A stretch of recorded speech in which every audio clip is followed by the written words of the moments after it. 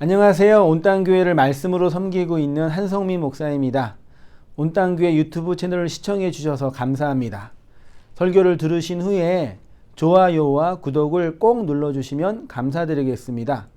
온땅교회 말씀 사역에 큰 도움이 됩니다. 오늘도 말씀 안에서 평안하시고 즐거운 하루 되시길 바랍니다. 감사합니다. 구독과 좋아요를 꾹꾹 눌러주세요. 감사합니다. 창세기 2부 23번째 강론 시간입니다. 아비멜렉을 위하여 기도하는 아브라함이라는 제목으로 말씀을 상고해 보도록 하겠습니다. 소돔성을 위하여 중보기도하였던 아브라함은 소돔성 멸망 이후에 20년 정도 정착하였던 헤브론의 마므레를 떠나서 그랄 땅에 거주하게 되었습니다. 아브라함이 아내를 이복 누이라 속이고 그랄 왕이 그녀를 궁으로 데려가게 되었고, 하나님이 꿈속에서 아브라함이 아니라 아비멜렉에게 나타나셔서 저 여자는 남편이 있는 여자이니까 건들지 말라, 그냥 돌려보내라 라고 말씀을 하셨고, 화들짝 놀란 아비멜렉이 열받아가지고 나한테 왜 그랬냐 라고 아브라함에게 따지는 이야기가 있지요. 그리고 아비멜렉은 사례를 돌려보내면서 양과 소와 종들까지 아브라함에게 돌려보내고 은 몇 개까지요? 1000까지 주면서 이제 홀딱 당한 거죠. 내용이 이거 성경을 많이 읽으면서 많이 우리가 다 알고 있는 내용이고, 심지어 창세기 12장에서 애굽왕 바로에게 했던 일을 또 다시 두 번째로 지금 하고 있는 모습이었으니까, 본문에는 아브라함이 죽을 것이 두려워가지고 살려고 아내를 누이라고 속였는데, 아마 아내와 함께 모의에 작당을 해가지고 이렇게 해가지고 한몫 챙기자라고 하지 않았을까라는 본문과 상관이 없는 그런 한번 추론과 묵상을 해 보았을 만큼 본문이 뭐라 그럴까요? 난해하다 그럴까요? 하나님 말씀이라고 하기 그럴까요? 아무튼 좀 달갑지 않은 본문이기도 해요. 그래서 많은 그 복음주의 목사님들이, 한국계 유명한 목사님들이 이 본문을 가지고 대표적으로 하는 이야기가, 아브라함은 실수를 하고 실수하는 아브라함을 하나님이 뭐 해주시는 거예요? 막아주신다든지 책임져 주신다든지 그렇게 하고, 혹은 아브라함이 지금 선지자라고 하고 선지자이기 때문에 기도의 빨이 얼마나 강했으면 아비멜렉의 그 닫혀있는 태를 기도 한 방으로 열어 주었다라는 이 이야기를 통해서 이게 뭐라고도 표현하냐면은 영역이나 그럴까요? 영적인 권세가 가득한 아브라함, 이런 식으로 이제 표현하면서, 우리 인간은 늘 실수를 하지만 하나님이 실수하는 우리들을 이렇게 아브라함처럼 돌봐주시니 여러분도 실수할 때 걱정하지 마시고 하나님께 기도하면서 그 하나님이 우리의 인생을 책임져 주실 것을 믿음으로 바라보시길 바랍니다. 아멘. 이렇게 이제 좋게 말씀을 하시더라고요. 근데 그렇게 말하는 게 본문을 해석하고 적용하는데 큰 문제가 없을 만큼 본문 자체가 제 표현으로는 이제 좀 난해해요. 어쨌든 난해해요. 어쨌든 여기 안에서 복음적인 은혜를 이렇게 설명해내는 게 조금 어려워요. 그래서 제가 묵상을 하면서 몇 가지 이제 메타포, 상징들을 좀 이렇게 끄집어 와서, 아브라함이 하나님의 성전, 하나님을 상징한다고 한다면, 이삭이 아니라 아내의 사라는 뭘 상징해요? 하나님의 말씀을 상징하는, 우리 이미 설명했잖아요. 연결하면서 한번 본문을 그 구속사적인 관점에서 한번 묵상하고 적용해 보도록 하겠습니다. 그 얘기를 제가 했습니다. 창세기 20장의 내용의 의미는 어떤 의미일까요? 흔히들 사람들이 말하는 것처럼 아브라함이 살기 위해서 아내를 누이라고 속이는 실수를 범하고 하나님이 아브라함의 실수를 막아주는 분 정도로 이해하는 것이 합당할까? 소돔을 위해서 중보 기도까지 한 아브라함이 심지어 이 그랄 땅의 왕이었잖아요. 아비멜렉이. 그 왕의 나라의 택까지 열 만큼 영역 있는 아브라함이 그 인간적인 두려움이 죽음이 두려워서 누이라고 속였을까라는 것도 좀 앞뒤가 맞지 않는 것처럼 느껴지기도 해요. 그래서 하나님 우리의 실수를 해결해 주시고 우리의 인생에 도움을 주시는 분이기 때문에 우리가 인생의 어려움과 이런 난제를 당할 때 하나님께 도움을 받을 수 있는 근거가 된다. 이런 식으로 적용할 수 있을까 한번 생각해 봤습니다. 이와 똑같은 역사가 창세기 몇 장에 있었다고요? 12장에 똑같아요. 장소랑 당한 사람만 다르죠. 당한 것만 다르고 나올 때는 다 한복 챙기고 다 나왔단 말이에요. 애굽에서 바로 왕과 관련돼 있죠. 12장에서 2페이지입니다. 기근이 거기에 있었고 애굽에 기근이 있었고 애굽에는 뭐가 있어요? 기근이 있었단 말이에요. 성경에서 말하는 기근은 뭐예요? 말씀이 없는 게 기근이잖아요. 그래서 한번 그런 일이 있었습니다. 그래서 하나님을 두려움이 없어서 자신이 죽을 거 두려워가지고 속였다고 한 거죠. 근데 인간적으로 생각해 볼 때 우리 본문에는 1절과 2절은 너무 금방 지나가죠. 아브라함이 그랄에 거주했고 2절에 갑자기 그의 아내 사라를 자기 누이라고 하였는데 그랄 왕이 사라를 데려갔어요. 자기의 왕궁으로요. 왜 데려갔어요? 첩으로 삼으려고요. 왕의 자녀를 낳으려고 그런 거잖아요. 근데 이게 지금 나이를 볼 때 아브라함은 한 99세 정도 됐었어요. 대략적으로.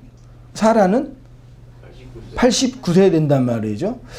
아무리 노화가 안 된 여인이라고 할지라도 그렇게 큰 고대도 아닌데 89세 여성분이 일반 왕이 볼 때 첩으로 데려갈 만큼 매력적이었을까요? 아니 심지어 그 경수까지 끊어져 있어서 애도 못 낳을 수 있는 그런 신체 나이잖아요. 실제로 왕의 첩으로 데려갈 때는 다 10대 중후반 때 데려가잖아요. 그랬잖아요. 그 자손을 낳기 위해서 한 거잖아요. 말도 안 되는 나이인데 굳이 그렇게 표현하고 있었죠. 그래서 이게 참 이제 그 비평학자들이 어렵게 보는 내용이기도 하는데 이런 부분도 되게 내러티브가 좀 난해한 부분도 있긴 있어요. 아무튼 앞뒤 다 잘라놓고 그냥 아비멜렉이 아내를 사라를 데려갔습니다. 데려가자마자 이제 밤에 여호와께서 나타나가지고 너가 잘못 데려왔다. 아니 그러려면 미리 딱 볼 때 데려가지 마 그랬으면 되는데 굳이 데려와서 합방을 하려고 그러는데 나타나신 거죠. 굳이 의도적으로 일부러 사라가 들어온 거죠. 마치 일부러 아비멜렉을 골탕 먹이려고 하는 것처럼 마치. 그래서 이런 이야기를 통해서 우리에게 무엇인가 복음적인 진술을 하고 있는 거죠. 20장 1절에 장소가 이제 중요한 게 나오는데 아브라함이 거기서 헤브론에서 있었죠. 나와서 어디에요? 네게부 했었죠. 남방 어디죠? 이게 메마른 땅으로 옮겨 가데스와 술 사이 어디에 있었어요? 그랄에 거주하고 있었대요. 옮긴 거. 그러니까 이 지역이 그랄 왕 아비멜렉이 다스리는 나라였던 거지요. 그때 있었던 거죠. 자, 술은 그러니까 네게부는 마른 땅을 의미하고 가데스는 광야의 한 장소를 의미한대요. 신성한 곳 그런 뜻이래요. 그리고 술은 경계 지역이라는 뜻이고 애굽과 가나안의 경계 지역이 어디라고요? 그게 술이고 거기가 광야의 어떤 지역이래. 그러니까 오늘 장소를 보면은 아브라함이 지금 어디에 있어요? 장소적으로는 그랄이라는 장소에 있죠. 여기가 그랄이라는 장소가 있어요. 근데 그랄 있기 전에 어디 있었어요? 아브라함이요? 본문에서. 근데 그 헤브론에 있었는데 그 전에 네게부였잖아요. 네게부가 어디예요? 광야잖아요. 광야가 이렇게 있고 그 전에 아브라함이 어디 있었어요? 창세기 12장에서 애굽에 있었잖아요. 애굽에 있고 그 다음에 가나안 지역의 한 경계 숲 사이에 뭐가 있었다고요? 술. 여기가 그랄이라고요. 그러니까 장소적으로 보면 애굽 이게 뭐예요? 광야. 여기가 어디예요? 가나안이죠. 성도의 구원이 출애굽이잖아요. 그래서 창세기 12장에서도 아브라함이 애굽에서 나왔잖아요. 근데 애굽에 들어간 이유가 뭐 때문에 들어갔다 그랬어요? 그곳에 기근이 있어서 했잖아요. 말씀이 없는 기근에 있어가지고 그곳에 들어가서 애굽에서 나온 거잖아요. 나온 게 12장의 이야기이고 오늘은 마치 어디에 있는 거예요? 여기 광야에 있는 거죠. 이 광야에 있다가 또 여기에서 뭐예요? 나오는 이야기를 하고 있는 거죠. 첫 번째 나오고 두 번째 나오는 이야기죠. 같은 이야기인데 장소가 다르고 내용이 다르죠. 여기에서 무슨 세례를 받아요? 물 세례를 받고 여기에서 무슨 세례를 받아요? 마치 말하자면 불 세례를 받지요. 물로 구원받아서 불로 구원받는 거죠. 그 이야기 이게 이제 성전 이야기 똑같아요. 사실은요. 여기 성전이 이렇게 있으면 많이 그림 그렸잖아요. 성전 뜰, 성소, 지성소죠. 애굽, 광야, 가나안이죠. 나와가지고 광야에서 뭘 배워요? 말씀을 배우잖아요. 오늘 그래서 말씀과 관련이 있는 거죠. 그 말씀의 역할을 말하자면 누가 하고 있는 거예요? 사라가 하고 있죠. 근데 사라가 아브라함에게는 뭐예요? 아내이면서 누이죠. 두 개 다 맞죠. 이복 누이이면서 아내잖아요. 그리고 그 사건이 아비멜렉 집안에 지금 나타나고 있는 거죠. 그렇게 한번 묵상해 봤습니다. 그 얘기를 제가 가데스와 술 사이 여기에 썼어요. 그러니까 아브라함이 애굽에서 나와 광야의 그랄이라는 지역에 거주하고 있는 겁니다. 그랄은 히브리어로 게라드라는 단어에서 왔는데 요 게라드는 가라드에서 왔대요. 가라드는 뜻이 뭐예요? 되새김질하다. 되새김질이 뭐예요? 두 번 소화하는 거죠. 그렇죠? 다시 꺼내다. 그렇죠? 소화하려면 위에 들어갔다가 다시 꺼내는 게 되새김질이죠. 그래서 두 번 하다. 이게 그 가라드고 여기에서 그랄이 있는 거니까 장소적으로는 그랄인데 장소적으로는 내용적으로는 뭐 하는 거예요? 아브라함이 지금 되새김질을 하고 있는 거예요. 그렇죠? 그러면 애굽에서 구원을 경험했죠. 나왔잖아요. 그럼 광야에서 나온 구원의 내용을 다시 뭐예요? 되새김질하는 게 우리가 경험하는 구원의 내용이잖아요. 그렇죠? 그 이야기를 하고 있는 것처럼 저는 묵상이 돼요. 그냥 단순히 실수를 하고 이런 어려움을 극복해 주는 것이 아니라 이 성전 이야기, 애굽과 광야와 가나안의 이야기를 그대로 이야기하고 있는 이야기 결국 이제 출애굽하면 똑같이 반복되고 있는 거겠죠. 다시 꺼내다 두 번째로 하다라는 뜻이래요. 아브라함이 되새김 아이죠. 되새김질 하라라는 뜻인 그랄에 거주하였다라는 것은 아브라함이 어떤 영적인 상태 그리고 그곳에서 말씀하시고 교훈하시고 있는 내용이 어떤 것인지를 짐작할 수 있는 장소죠. 그 아브라함이 처음 아내 누이를 속인 곳이 애굽이었고 이제 두 번째로 그랄이라는 지역에서 다시 누이라고 속이고 있는 거죠. 그리고 그것은 광야와 관련된 지역인 거죠. 그러니까 창세기 12장에서 애굽왕 바로를 속이는 사건은 아브라함과 사레가 애굽에서 나오는 무슨 이야기요? 출애굽이라고 한다면 오늘 20장에서는 하나님의 언약을 받은 출애굽한 구원을 받은 약속을 받은 말씀을 받은 이들이 광야에서 그들이 받은 구원의 내용이 무엇인지를 다시 되새김질하고 있는 장소가 그랄이라고 생각이 돼요. 단어를 보니까 그렇게 해석이 돼요. 그리고 광야의 시간이 끝나고 곧바로 아브라함은 오늘 20장이죠. 19장에 무슨 사건이 있었어요? 소돔 멸망과 소금 기둥이 된 아내 이야기 있었죠. 소돔 이야기. 20장에는 아비멜렉 이야기. 갑자기 연결이 안 돼요. 그리고서요. 21장에 뭐가 있어요? 이삭이 나오잖아요. 그리고 22장에는 모리아산 사건이 있고 23장에는 이삭이 부자가 되죠. 이삭의 번영이 있고, 그리고 이삭이 결혼을 하고, 그 다음에 아브라함이 죽고, 그 다음에 또 이제 야곱이 나오면서 족장들 이야기 연결되잖아요. 그러니까 오늘 이 이야기는 그런 과정에서 하나님이 아브라함을 애굽에서 끄집어내고 광야에서 말씀을 훈련시킴으로 진짜 약속, 아브라함에게는 진짜 약속의 구원의 내용인 이삭까지 건네주는 이야기, 마지막에 이제 모리아 산까지 연결되는 그 구원의 내용, 성전의 이야기를 얘기하고 있는 거예요. 마치 그래서 22장의 모리아 산 사건은 지성소의 언약궤 안에서 하나님이 셰키나의 영광으로 임재하시는 그 이야기를 메타파하고 있는 내용이라고 생각이 되는 거죠. 이해 좀 되시죠? 연결이 좀 되시죠? 그렇게 보시면 되는 것 같습니다. 아무튼 그렇게 이제 쭉 연결이 되면서 광야, 애굽, 광야, 가나안, 성전의 뜰, 그 다음에 성소, 지성소로 구원을 설명해 주는 그런 하나님의 그 성전과 성막의 이야기를 이러한 아브라함의 개인의 역사, 내러티브를 통해서 설명하고 있는 거죠. 그렇게 보면 더 나을 것 같아요. 단순히 그냥 사람들이 보편적으로 이해하고 있는 것처럼 뭐 실수를 하고 어려움을 겪으면 도와주고 그렇게 적용하는 건 좀 아닌 것 같아요.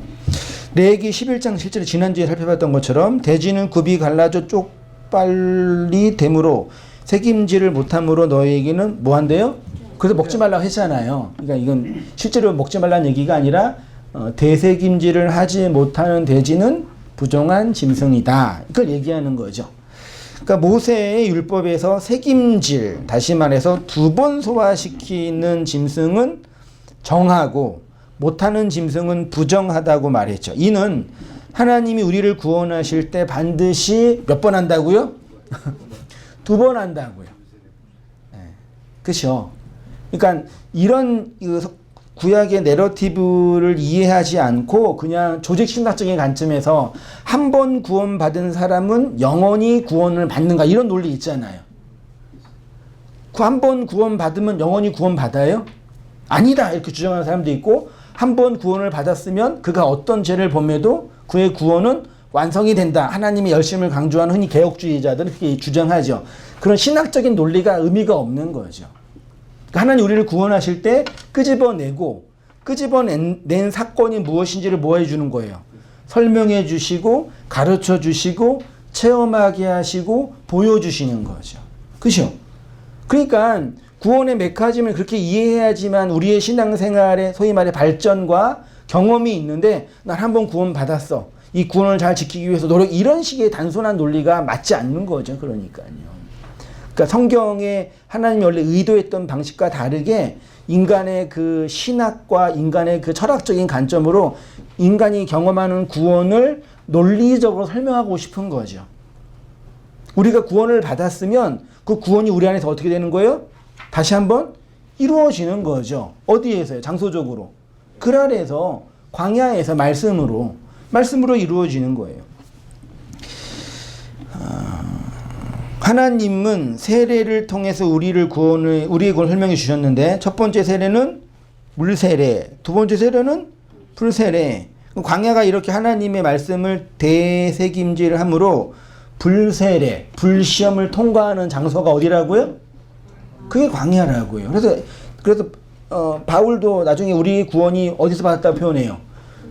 불 가운데서 받았다고 표현하잖아요.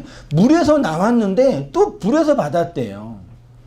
그 단순히 우리가 이 불 같은 고난과 어려움을 겪어서 받는다는 얘기가 아니라 하나님이 그렇게 우리의 역사와 인생을 주의 말씀으로 다루어 가신다라는 얘기인 거죠.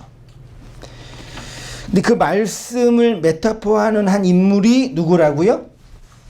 그의 아내로 표현된 사라예요.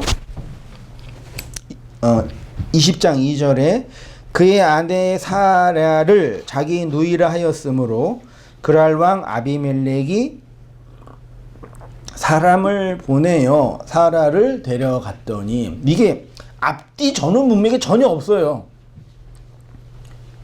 어떻게 가다가 아브라함이 이제 나그네니까 이방 땅에서 돌아왔으니까 그 왕에게 이제 인사했겠죠. 나 여기 거주해도 되겠냐고. 그래서 이제 호적동본 뜨고 이제 거루에서 이제 도장 찍었을 거 아니에요. 그럼 거주하세요 했는데 아내가 예쁘니까 그랄 왕이 누구냐 그러니까 또 아내라 그러면 또 죽을 것 같으니까 누이라고 소개했었나 보죠. 그러자마자 곧바로 아비멜렉이 아싸 기다렸던 듯이 그냥 집으로 데려온 이야기라고 표현하는 거죠. 이 이야기는 그런 어떤 내러티브 정도가 아니라 의도적으로 우리에게 보여주시는 거예요. 하나님이 우리에게 뭘 보내주세요? 말씀을 보내주시죠. 말씀을. 그리고 우리는 그 말씀을 냅다 물었죠. 이해되시나요? 냅다 묻는 거예요. 그래서 오늘은 아브라함이 아비멜렉을 속이는 이야기인데 어떤 의미에서는 하나님이 나를 속이시는 것 같아요. 할렐루야. 그쵸? 아니 대부분 우리 이게 그러니까 다른 뭐 예는 많이 아니더라도 그냥 우리 일반적인 결혼하신 분들은 다 경험했잖아요. 어떤 경험을 해요?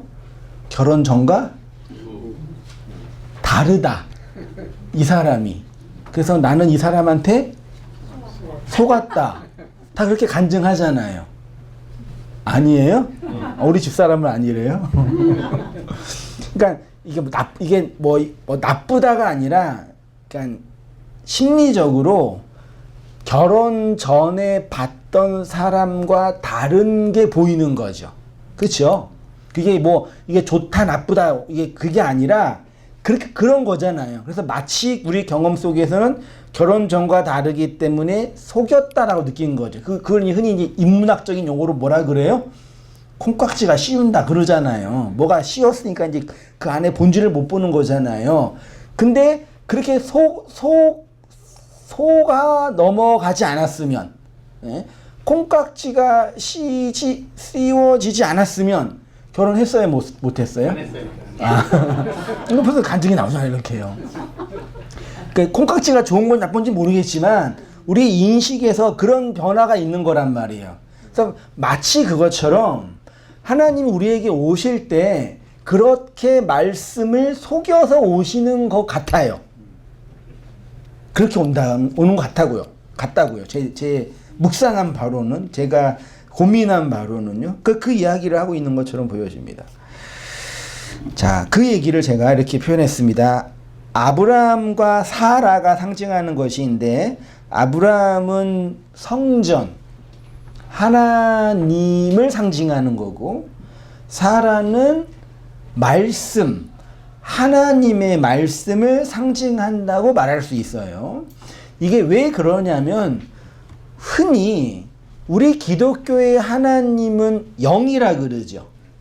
그 영이라고 할 때 푸뉴마나 루아흐는 어떤 영성, 영력, 이 인간의 육과 다른 혼, 뭐 귀신 이런 개념이 아니라 그 영 자체는 이 땅의 것으로는 설명이 안 되는 다른 차원의 영역. 플라톤적인 관점에서는 이데아의 개념처럼 형이상학적인 존재를 굳이 인간의 용어로 차용할 때 영이라고 쓰는 거예요.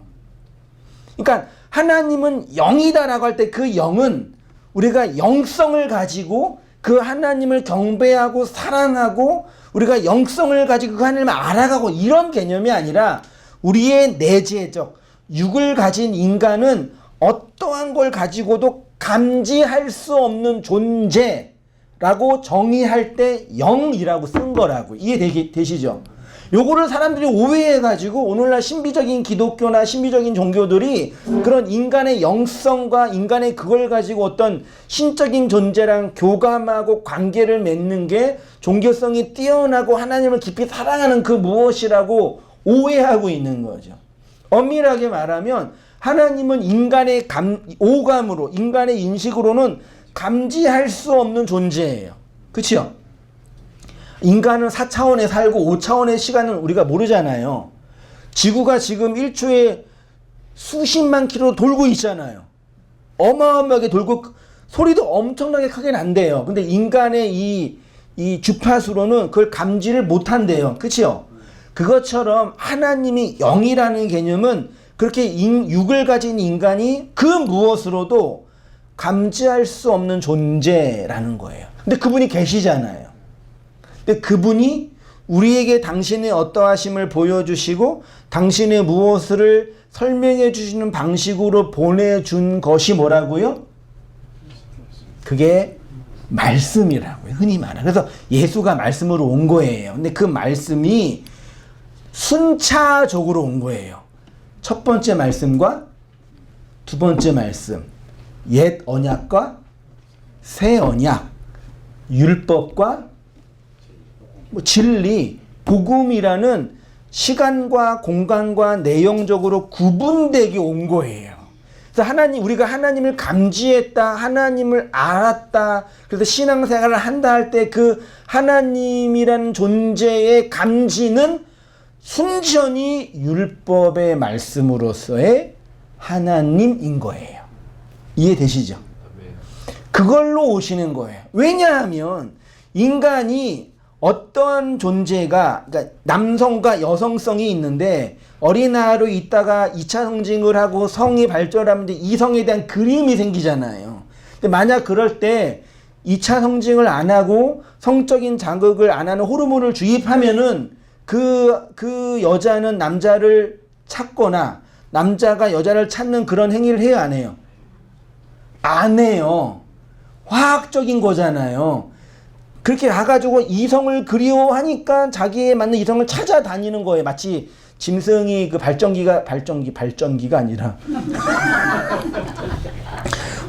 그때가 되면 이렇게 찾아다니는 것처럼 그런 생물학적인 어떤 그게 있죠. 그래서 나이가 들어서 20대 혈기왕성할 때 30대가 되고 40대가 되면 될수록 점점 이성에 대한 그리움과 환상이 어떻게 돼요? 그래서 이게 사회적으로 볼 때 점점 결혼 정년기가 늦춰지고 결혼을 이렇게 안 하는 시대가 되는 거는 이게 도덕적인 평가가 아니라 사회학적으로 사람들이나 청년들이 사회학적 거세를 당하고 있는 거예요. 심리적으로는요.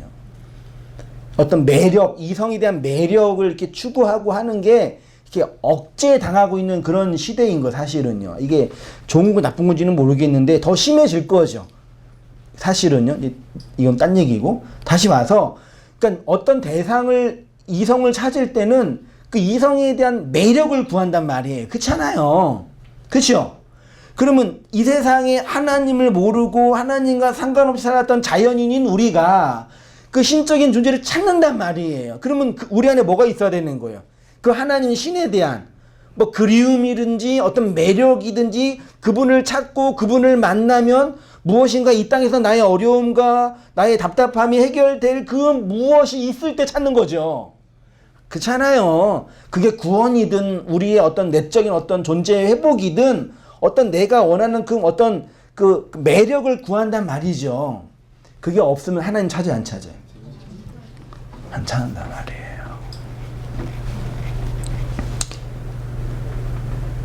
그래서 하나님이 처음 우리에게 오실 때는 그런 존재로 오시는 거예요. 그래서 마치 아브라함이 아비멜렉을 속이는 것처럼 우리가 하나님께 사기를 얼굴은 찌그리지 마시고 내가 당했다. 그 경험이 돼야 애굽에서 나와 광야 그랄에서 불시험을 통과하는 거야. 이해되시죠? 이걸 모르고 그냥 하나님 좋은 분이야. 내가 어려울 때 더 기도하면 날 들어줘. 이거는 아직도 애굽에서 가스라이팅 당하고 있는 거예요. 아멘까지 할 필요는 없으시고. 그 말씀이 언약입니다. 그리고 그 언약은 옛 언약, 새 언약, 율법과 새 언약, 복음으로 구분되죠. 그런데 2절에서 갑자기 아브라함이 그의 아내 사레를 자기 누이라고 했습니다. 사라는 아브라함에게 3페이지입니다. 아내이면서 이복 누이죠. 창세기 12장에서 애굽왕 바로에게도 아내를 누이라고 똑같이 반복되는 이야기가 또 나오고 있는 것 같아요. 그래서 아비멜렉이 그녀를 데려갔습니다. 사라는 한 인물인데 어느 때는 아내이고 어느 때는 이복 누이죠. 사람들이 아브라함이 자신의 생명을 지키기 위해서 그 지역의 왕들에게 자신의 아내를 누이라고 속인 것이라고 생각하는데 뭐 그것도 본문에 설명하고 있으니까요. 하나님을 알지 못하니까 얘기한 거죠. 20장 앞부분에 속인 이유에 대해서 언급이 없고요.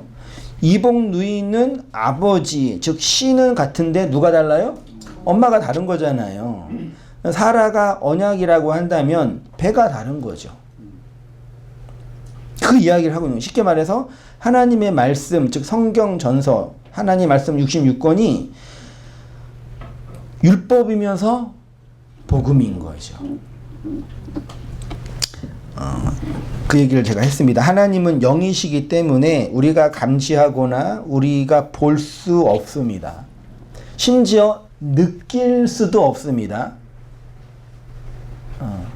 그분을 우리가 우리의 이 생물학적인 감성으로 감지할 수 없습니다. 어떤 뭐 신적인 존재를 감지하고 이런 게 아닙니다. 하나님이라는 존재는요. 그래서 그분이 말씀으로 오시는 거예요. 눈에 보이지 않는 하나님의 눈에 보이도록 나타난 것이 뭐라고요? 그게 성경이라고요. 구체적으로 성경 전서예요. 베레시트의 언약이 역사로 펼쳐지는 게 성경 전서거든요.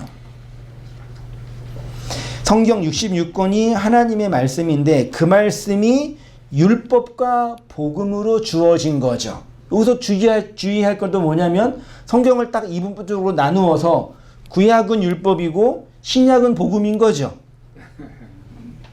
그렇게 딱 나누어서 할 수 있는 게 아니지요. 그거는 신학적인 구분이고, 예. 그러니까 사라가 딱 잘라가지고 누이고 아내예요? 말하자면 그게 아니잖아요. 하나님의 말씀, 눈에 보이는 성경이 율법의 틀을, 내용을, 율법의 껍데기를 가지고 있는데 그 안에 있는 복음의 내용이 있단 말이에요. 사라가 이복 누이기 때문에 데려왔는데 하나님이 나타나셔가지고 말씀해 주시는 거예요. 그녀는 누이이지만 아내야. 그 얘기를 해 주시는 거래요, 우리한테요. 하나님의 말씀이 다 율법이죠. 근데 하나님이 현몽, 꿈속에서 진리로 나타나셔서 이것의 내용을 설명해 주시는 거죠. 그게 그래서 구약시대는 그 꿈에서 나타난다고 많이 표현하는 거예요.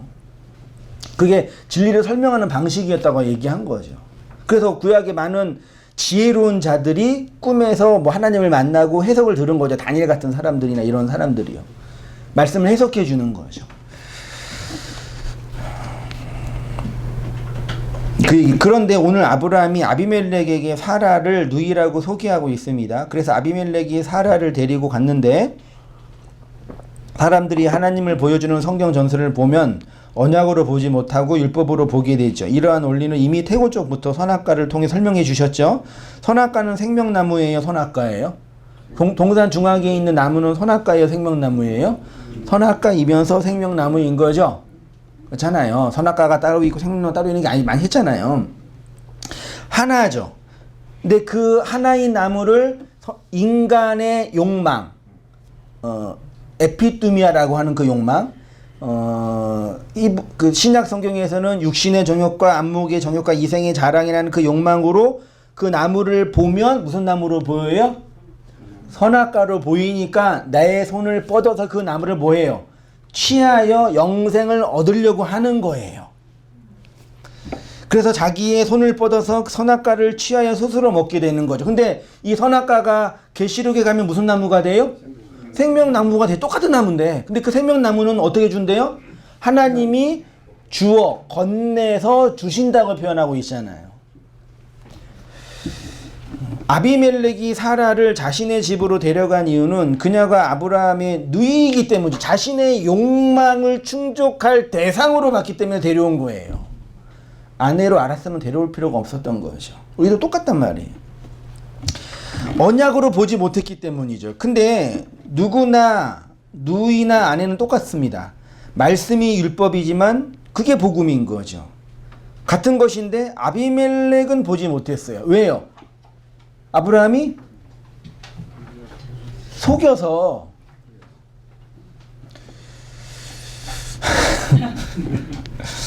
정확히 우리 안에서 경험되는 사건입니다. 우리가 하나님의 말씀을 복음의 내용으로 취하지 못하면 그 말씀은 육으로 행해야 할 율법일 수밖에 없는 거죠. 성경 전설을 율법 전설로 보게 되는 거죠. 그래서 먹음직하고 보암직하고 지혜롭게 할 만큼 탄스러운 나무로 취하는 거죠. 그래서 그 성경 전설을 자신의 육의 열심을 위해서 열심히 지키고 애쓰고 노력하고 삶으로 적용시키려고 애쓰면서도 애쓰는 거죠. 힘쓰는 거죠. 그게 뭐예요? 그게 하나님의 말씀과 간음하는 거고, 그게 하나님의 말씀을 도둑질하는 거고, 그게 이웃에 대하여 거짓 증거하는 거고, 그게 사람들을 죽이는 거예요. 예수님이 이 땅에 오셔가지고 살인하지 말라, 가늠하지 말라, 도둑질하지 말라, 거짓 증거하지 말라라고 얘기한 거고, 구약의 모든 내러티브와 사건은 다 살인과 간음에 관한 이야기잖아요. 우리한테 그 이야기를 해주시는 거라니까요. 그러니까 그런 의미 성경을 볼 때는 너무 명백하게 하나의 이야기만 반복하면서 계속적으로 하고 있는 것 같아요. 너무 그 일관되게 얘기한다니까요. 레위기 20장 10절에 누구든지 남의 아내와 간음하는 자는 곧 그의 이웃의 아내와 간음하는 자는 곧 그의 이웃의 아내와 간음하는 자는 그 간부와 음부를 반드시 뭐 하래요? 그치요.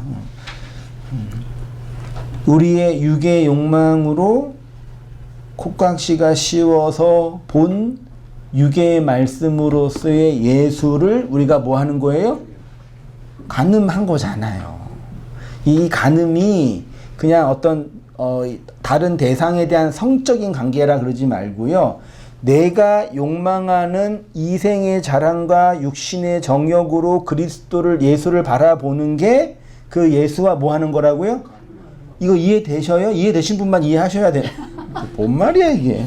받을 분만 받으세요. 예. 나도 모르겠어요. 되는 거예요. 그래서 그부 예수가 나와 함께 죽는 사건이라니까요. 성경의 이야기가 다 그 이야기예요. 아비멜렉은 히브리어로 아부와 말라크의 합성어래요. 아부는 당연히 알레프와 베이트잖아요. 아브라함의 아부 있죠? 똑같아요. 하나님의 성전. 그게 아부고 그걸 아버지로 읽는 거죠. 말라크는 뭐예요? 왕이잖아요. 그러니까 아버지는 왕이다도 되고요. 아버지가 되어야 즉 왕, 즉 그리스도가 산다라는 의미죠. 우리 모두는 아비멜레크예요. 자기 성전의 뭐예요? 왕이라고요. 그게 아비말라크라고요.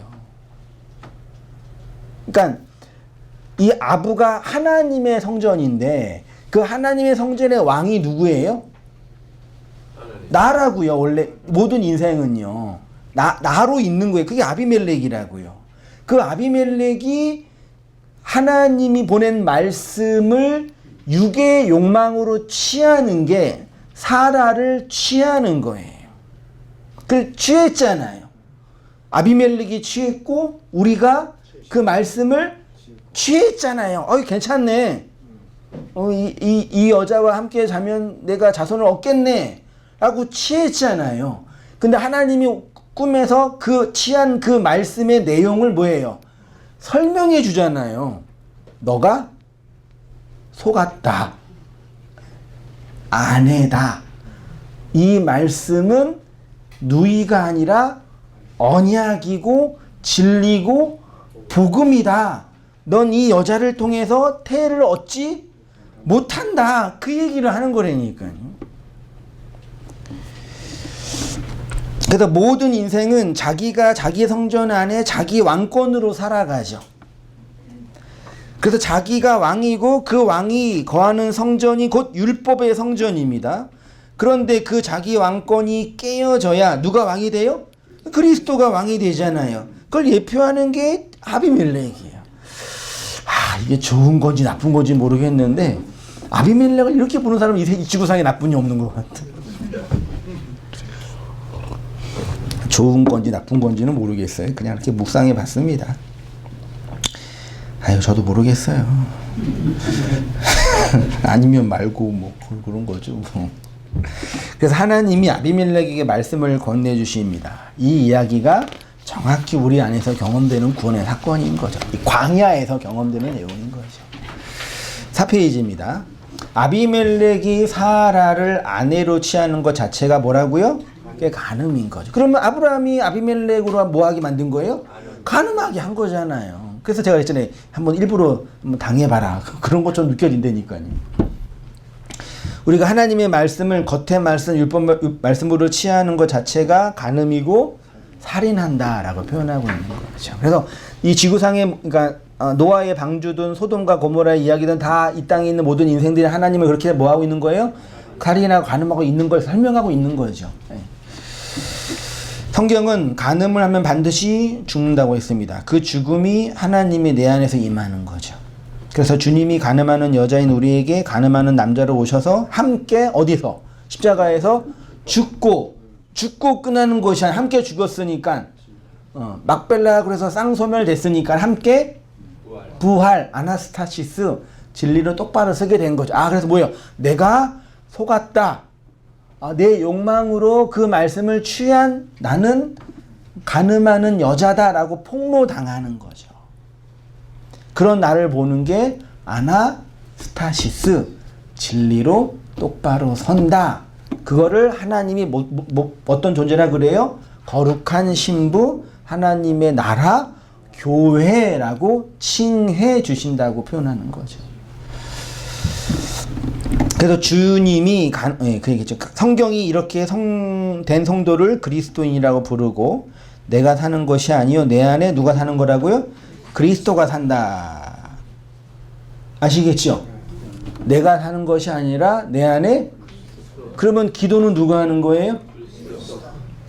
내가 하는 것이 아니라 그리스도가 하는 거죠. 그래서 엄밀한 의미에서 우리는 기도를 못 하는 거예요. 그래서 안 하시는 거잖아요. 그러지 마세요. 열심히 하세요. 되든 말든 하세요. 큰 힘이 돼요. 그렇게 하면서 기도를 배우고 하나님 말씀을 배우고 진리를 알아가는 거예요. 그러니까 신비주의자들이 막 이렇게 기도하고 떠들고 하는 것 자체가 그것 자체의 내용이 무엇인지 모르면 계속 간음하는 건데, 그것이 무엇인지 알면 열심히 하면 돼요.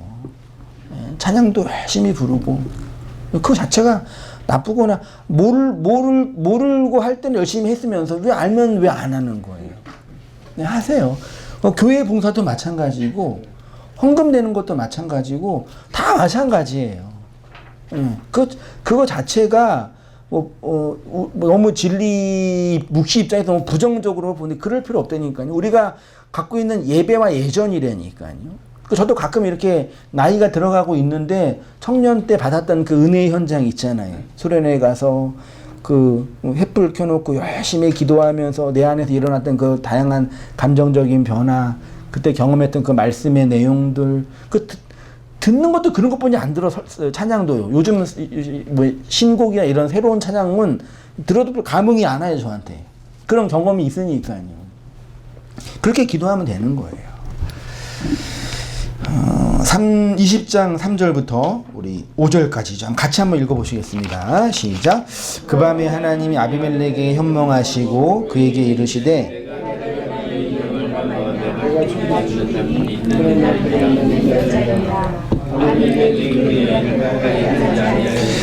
그가 대답하되, 주여, 주께서 의로운 백성도 멸하시나이까? 그가 나에게 이는 내 누이라 하지 아니하였나이까? 그 여인도 그네 오라비라 하였사오니 나는 온전한 마음과 깨끗한 손으로 이렇게 하였나이다. 그로 말미암아 아비멜렉이 죽게 되었고 그의 집 안의 태를 닫으셨다고 표현. 그러니까 아마도 제 추론과 추측으로는요, 사례를 아내로 취한 이유도 자손을 얻기 위한 거잖아요. 단순히 이렇게 성적인 욕망 때문에 한 건 왕인데 뭐 아무 여자나 데리고 오면 되는 거지.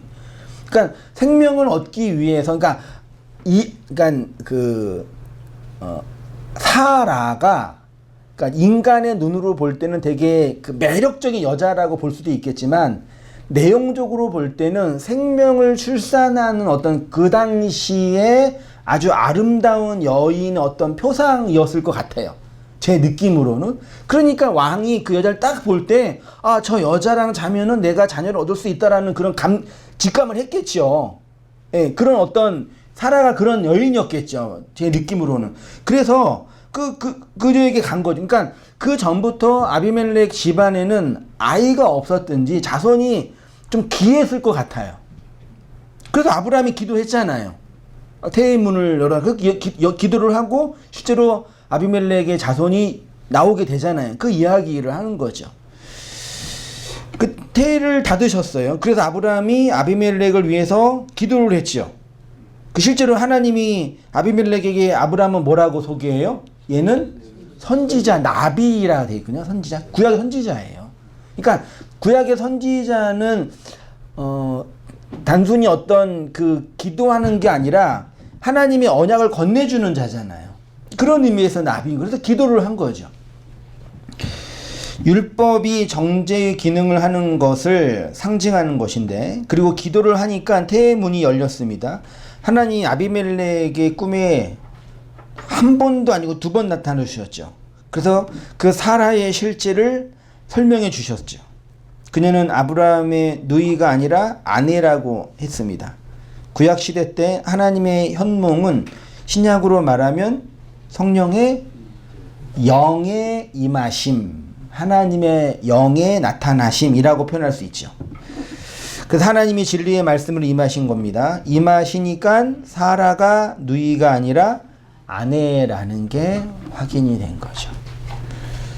하나님이 말씀으로 임하시고 실체를 보여주셨습니다. 그러니까 그 여인을 가까이 할 수 없게 됨을 알게 됐죠. 더 이상 율법 아래 머무를 수 없게 된 거죠.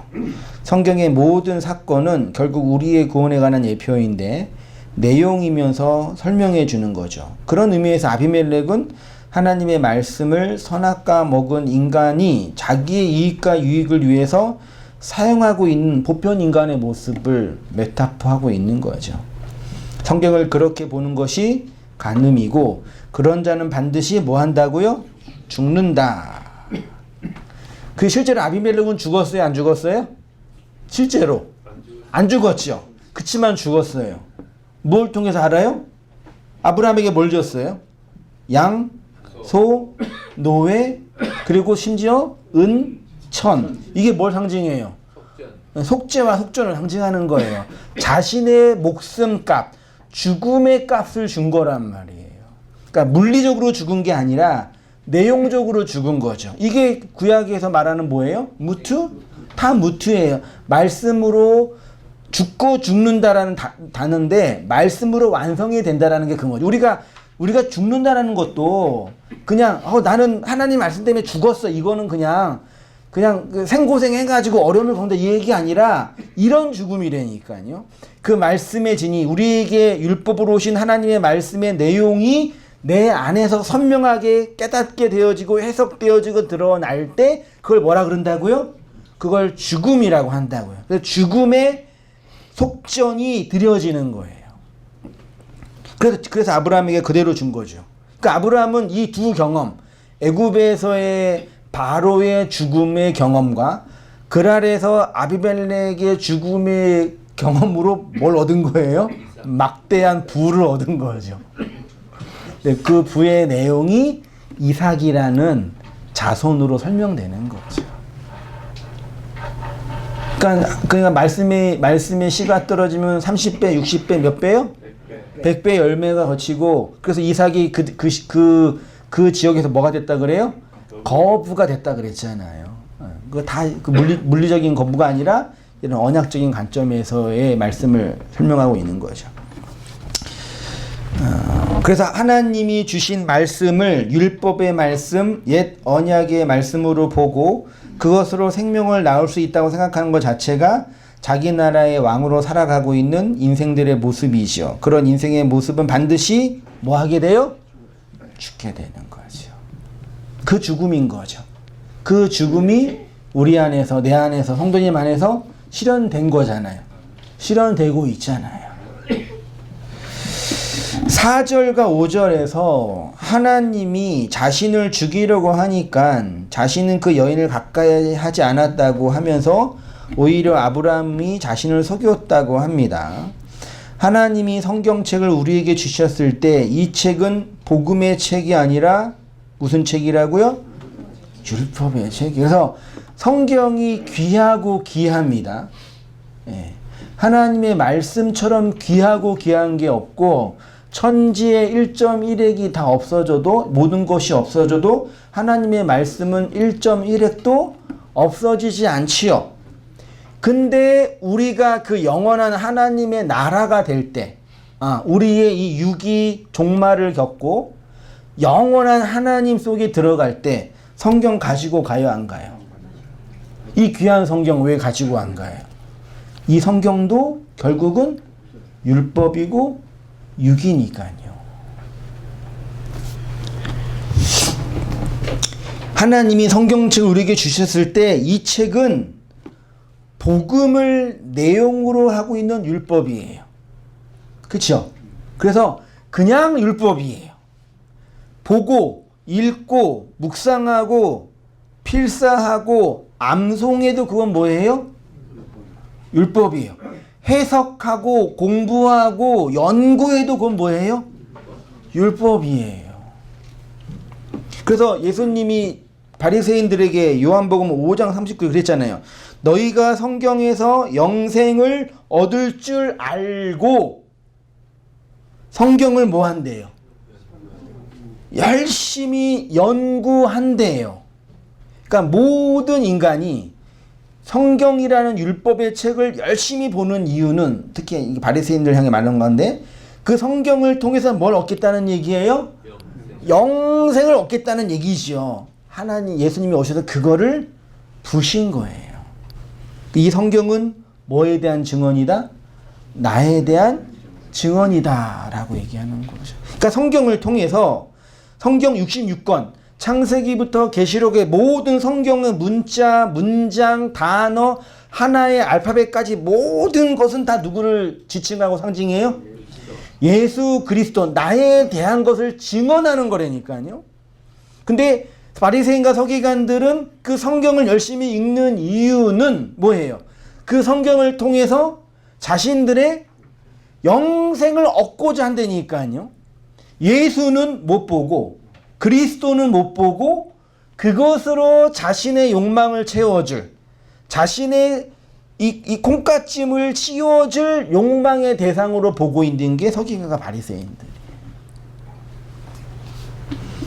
그래서 세상에서 가장 나쁜 종교인은요, 성경을 문자적으로 보고 교조적으로 해석하는 사람들이에요. 그 사람들은 악마가 될 수 있어요. 진짜 무서운 사람들. 교회 역사가 증명했잖아요. 성경을 문자적으로 읽고 문자적으로 지키고 그거를 자신들의 신학적 교리, 그 교조에 끼워 맞춰서 해석하는 사람들은 진짜 무서운 사람들이라니까요. 옆에서 볼 때는 그냥 자기의 신념과 종교적인 신념을 따라 살아가는 되게 그런 사람들인데 내용은 진짜 율법 안에 갇혀있는 사람들이에요. 오늘날도 다 이런 종교전쟁 다 이런 사람들이라니까요. 예수님이 오셔가지고 그 문자주의랑 교조주의를 다 부신 거예요. 그들의 대표가 유대교였으니까요.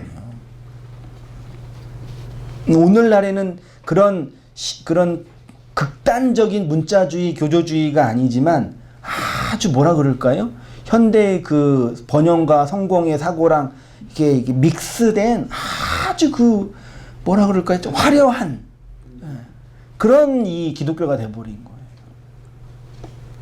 그럼 어느 설교를 그러니까 예수와 그리스도만 말하면 되는데 그냥 맨날 어떻게 하면 잘 살까? 좋은 얘기 할까? 그런 얘기면 그걸 또 설교를 되게 감동받고 또 설교도 잘하긴 잘하셔. 정말 배우고 싶어 저도 진짜. 부러워요. 어느 때는 야 진짜 야 잘하신다. 우리 대부분 그 복음주의 그 운동하신 분들 설교 다 탁월하시잖아요. 실시간 동영상을 안 눌렀네 오늘. 까먹었네. 네, 어쩔 수 없죠. 예. 저걸 보니까 생각이 났네요. 코멘트를 누구한테 해줘야 되는데 저한테 까먹었어요. 어디였죠? 예. 그래서 이 성경을 읽어냈어요 유대인들이. 그 예수님이 오셔서 이제 한 거죠. 유대인들의 마음 속에서 성경을 열심히 연구하면 성경을 통해서 영생을 얻을 수 있다고 생각한 거예요. 마치 아비멜렉이 사라를 아내로 삼아 태의 열매를 얻으려고 한 것처럼 우리의 인생도 성경을 통해서 영생을 얻을 수 있다고 생각하는 거죠. 이것이 정확히 하나님이 우리를 뭐 하시는 거라고요? 속이시는 거예요.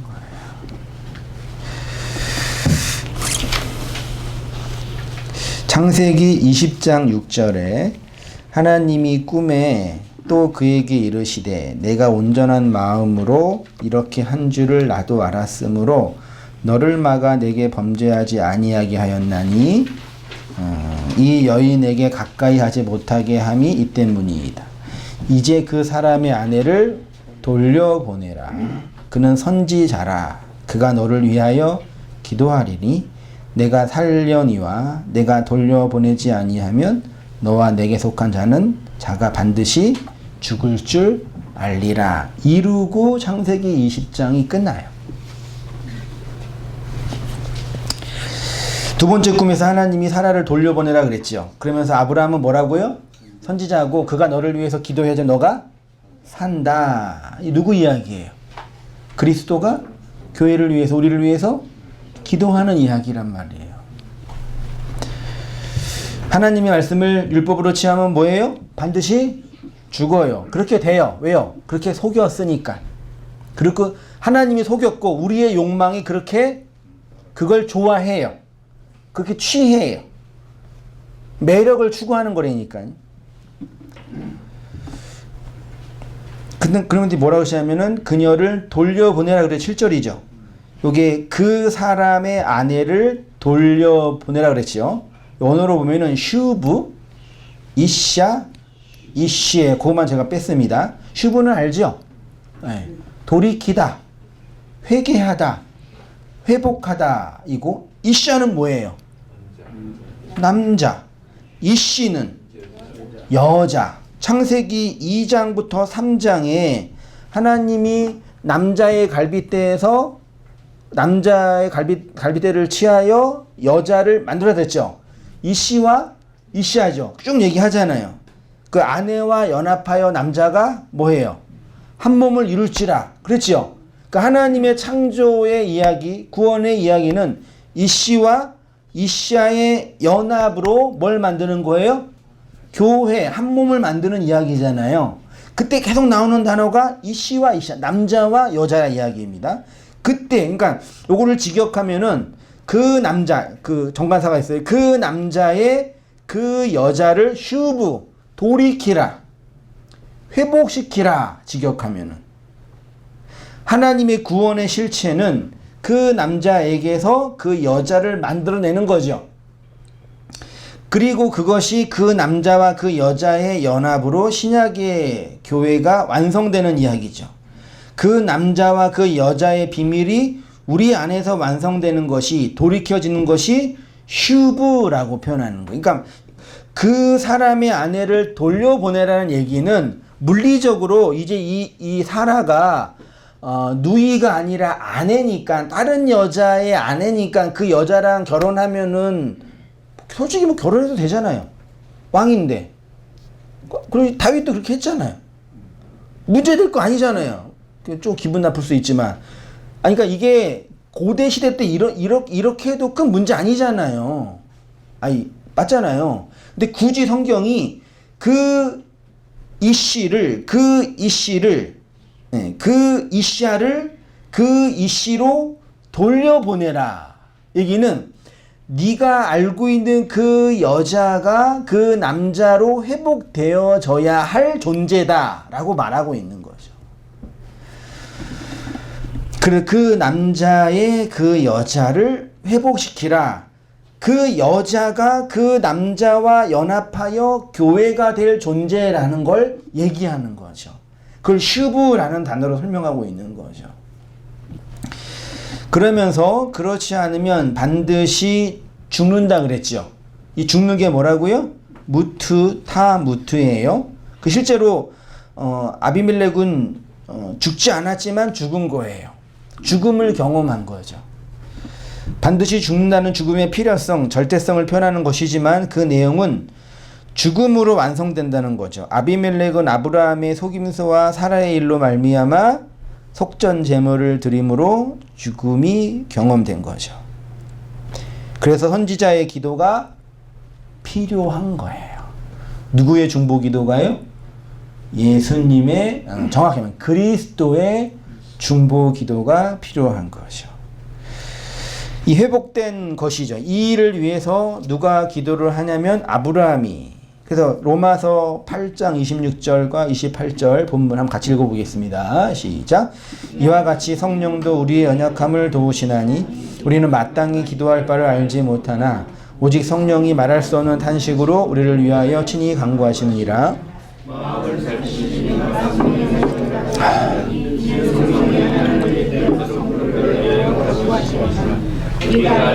하나님을 사랑하는 자, 때로 부르심을 입은 자들에게는 모든 것이 협력하여 선을 이루느니라.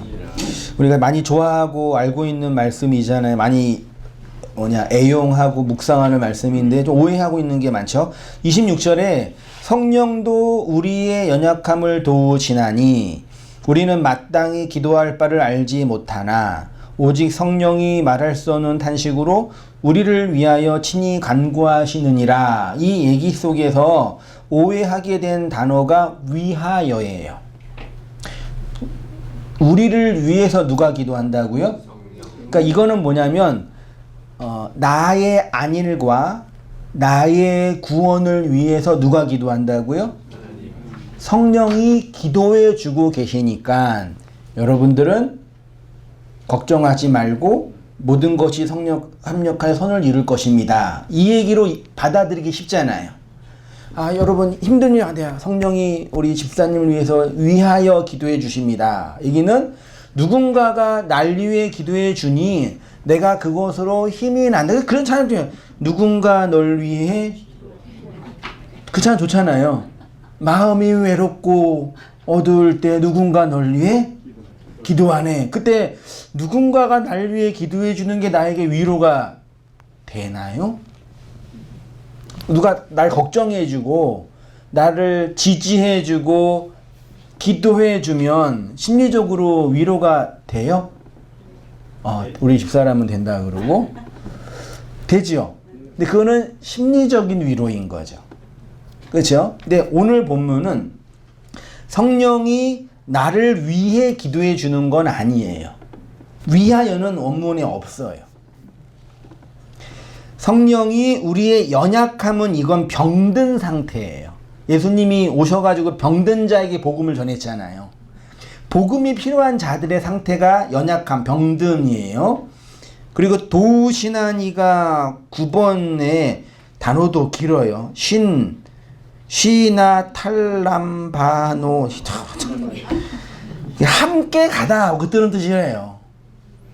성령이 우리의 연약함을 함께 가서 우리는 마땅히 기도할 바를 알지 나는 기도 제목을 몰라 이게 아니라 나는 기도를 프로슈코마이를 못한다 그 얘기예요.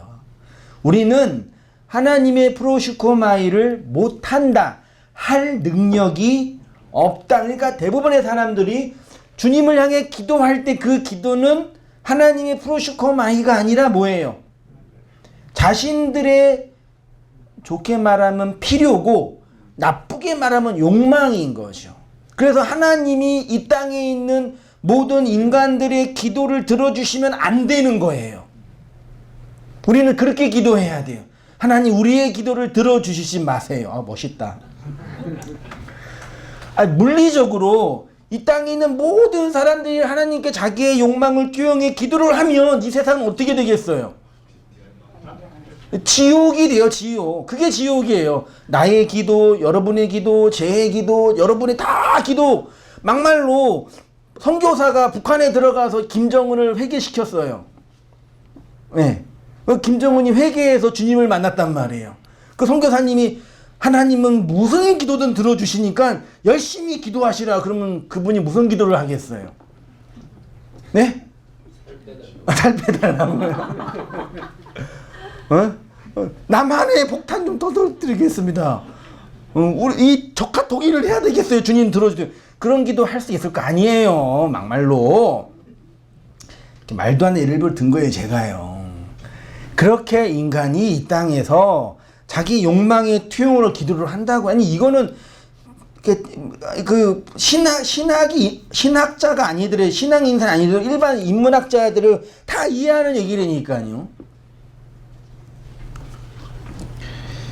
그 성령이 우리를 위해서 기도해 주는 게 아니라 성령이 우리로 구제하는, 우리로 기도하는 거예요. 하나님이 내 안에, 내가 하나님 안에, 주의 성령이 너희 안에 거하면 너희가 하나님의 성전인 것을 알지 못하느냐. 하나님이 어디 안에 있대요? 영으로, 말씀으로, 깨닫게 되진 말씀으로 우리 안에 계시니 그 하나님이 뭐 하신다고요? 프로슈코마이를 한다. 그게 누구의 기도라고요? 하나님 그리스도의 기도라고요. 성령이 우리를 위해가 아니고 우리로 기도하게 하는 거죠. 성령이 우리를 위해서 대신 기도해 준다는 것이 아니라 그 성령이 기도하는 거예요. 어디 안에서? 내 안에서, 여러분 안에서 기도하게 한다고요. 하나님을 모르는, 그 영을 받지 못하는 모든 인생들은 귀신 들려 있습니다. 믿으십니까? 모든 인생은 거짓된 말에 갇혀 있다고요. 그걸 귀신 들려 있잖아요. 오늘 김태리 씨가 연기하고 있는 그 악귀 들려 있는 것처럼 자신의 욕망에 투영하기 위해서 귀신 들려 있는 존재들이니까요. 그런 존재들에게 주님이 영으로 오셔서 그 귀신을 내어 쫓고 그 영이 우리로 뭐하게 한다고요? 하나님의 원함을 프로슈코마이 기도하게 한다고요. 그게 성도가, 교회가 이 땅에 존재하는 유일한 이유고 목적이고 내용인 거예요. 그래서 이걸 확장해가지고 교회가 있어야지 세계 평화가 되고 교회가 있어야지 이 세상에 잘 산다 이런 얘기는 다 거짓말이고, 그거는 말도 안 되는 얘기고요. 그런 것과 상관이 없어요.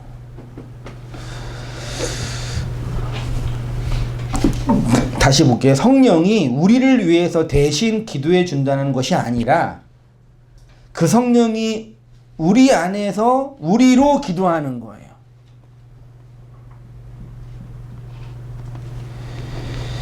우리에게 임하신 그 영이 우리 안에서 누구의 기도를 한다고요? 당신의 기도, 그리스도의 기도를 한다고요. 아브라함이 아비멜렉을 위해서 기도하는 것이 바로 이러한 거죠. 그러니까 아브라함의 이 상태를 보면 이거 말이 또 안 되잖아요. 그 전까지 아비멜렉을 속였던 이 거짓말쟁이가 갑자기 또 기도하고 선지자가 된다고 그러고 또 기도하니까 하나님 또 들어주시고 이 내러티브가 도무지 이해가 안 된다니까요. 아브라함을 인간적인 인격으로 보게 되면은요. 율법의 말씀으로 말미암아 생명의 태가 닫힌 우리에게 진정한 회복이 일어날 때 성령이 우리 안에서 뭐 하는 거예요? 기도하는 거죠. 그 기도로 아비멜렉의 태가 열린 거죠. 그것이 내용적으로 말하면 아브라함에게 이삭이 태의 열매로 약속으로 주어진 거고 우리 안에도 그리스도가 약속으로 나타나고 주어져서 우리가 그리스도의 말을 호몰로게오 시인하는 자로 있는 거죠. 그래서 그 얘기를 신약 성경에서는 누구든지 그리스도를 뭐하면 시인하면 뭐 받는데요? 구원받는다 그랬잖아요. 그때 그 시인이 이 시인이라니까요. 그냥 내가 예수 믿어요 라는 그 단순한 그런 한글이나 그 문장이 아니라 이런 구원의 내용과 과정, 이 그랄 광야에서 그 말씀의 불시험을 통과하는 성도 안에서 경험되는 그 시험이, 그 고백이 그 시인이란 얘기예요. 여러분 다 그리스도를 시인하고 계시잖아요. 그래서요. 그렇죠. 그걸 그 얘기를 하는 거예요. 그 얘기도 결국은요. 그 기도로 아비멜렉의 태가 열렸습니다. 이것이 우리의 인생 광야, 그랄, 말씀의 불시험을 경험하고 있는 우리 인생에서 체험되는 구원의 내용인 거예요. 이 복음의 은혜를 깊이 깨닫고 알아가서 복음의 능력 안에 살아가는 우리 성도님 되시기를 주님의 이름으로 축원드립니다. 우리 함께 기도하겠습니다.